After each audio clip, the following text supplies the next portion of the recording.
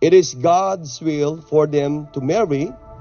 They come together before God, before a minister, and before witnesses to join their hearts and lives for eternity.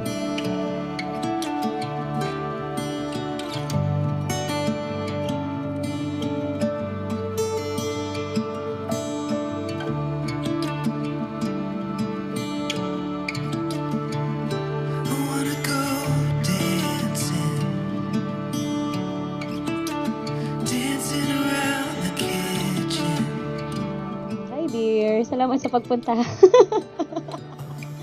Sa pagtanggap ng invitation. Dear,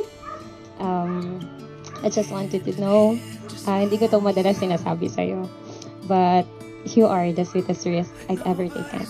The best talaga si Lord kasi way back February 12, 2022, after your birthday, this is the word that came from Him after I prayed for my future partner. Because of the traumas that I have or I gained in pursuing a woman. Akala ko nga tatanda na akong binata dahil doon.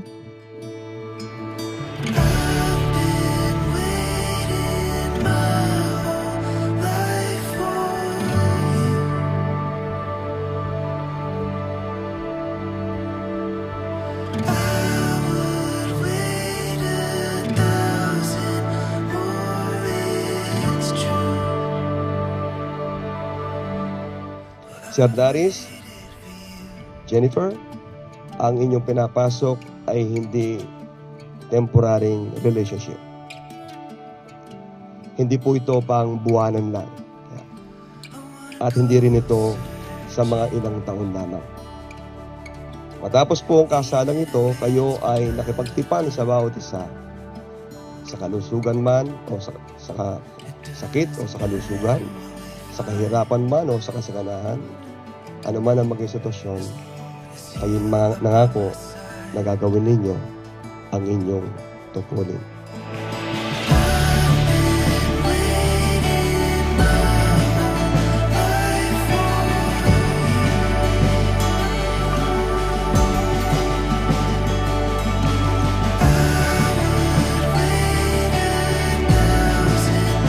Pero truly God is amazing.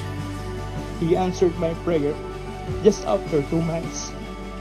It feels nostalgic as I remember the day that God sparks out that love inside me and connects it with you. Binuhay ng Diyos yung natutulog na pagmamahal sa puso ko para sa iyo. Dahil di ko mawari yung maramdaman ko nung araw na yon.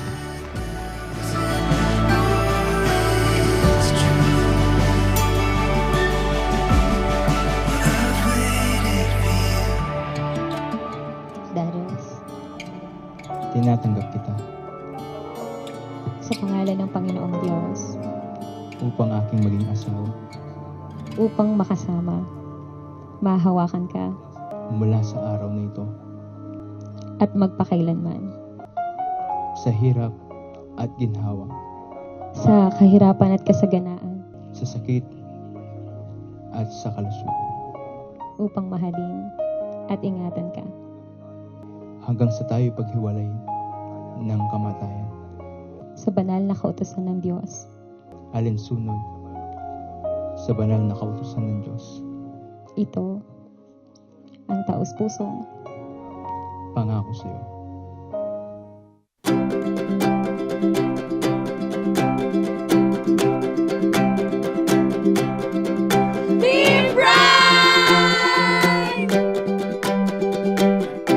Dapat lagi kang maligo. I'll chase the shooting stars, go by, dance with the fireflies at night. I will never forget the day I said yes. We were like strangers, gaya ng sabi mo. Even we are always in the same place, nasa isang church, same ministry, same school din, same major. Pero hindi nagpapansinan or nag-uusap. But here we are. We become lovers and now lifetime partners. Hold my head up high, look at the world straight in the eye and say I'll take on every day, like there's nothing in my way.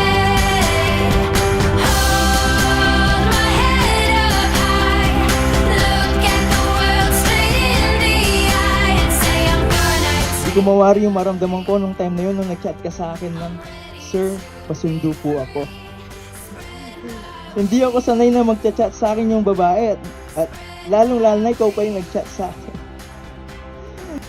Di ko alam ang isasagot ko sa una.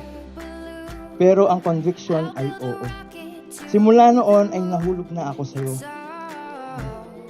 Di ko nga ba alam kung anong naramdaman ko nung araw na yun, pero it's just magical.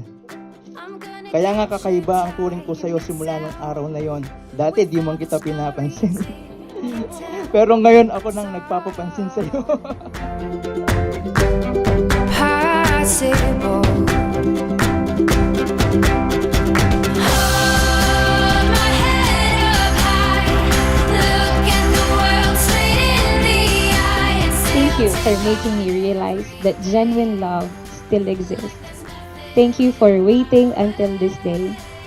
I truly admire your respect for me and for my parents. Posible palang mag-work yung ganitong relationship na walang kiss or so much intimacy. You let me experience the kind of relationship that the world cannot understand. And I'm so much grateful for that. You just gave me my dream relationship. And here we are. We made it unto this special and sacred moment. Before, you were just the one I'm praying for. But now, you're the one I'm praying with.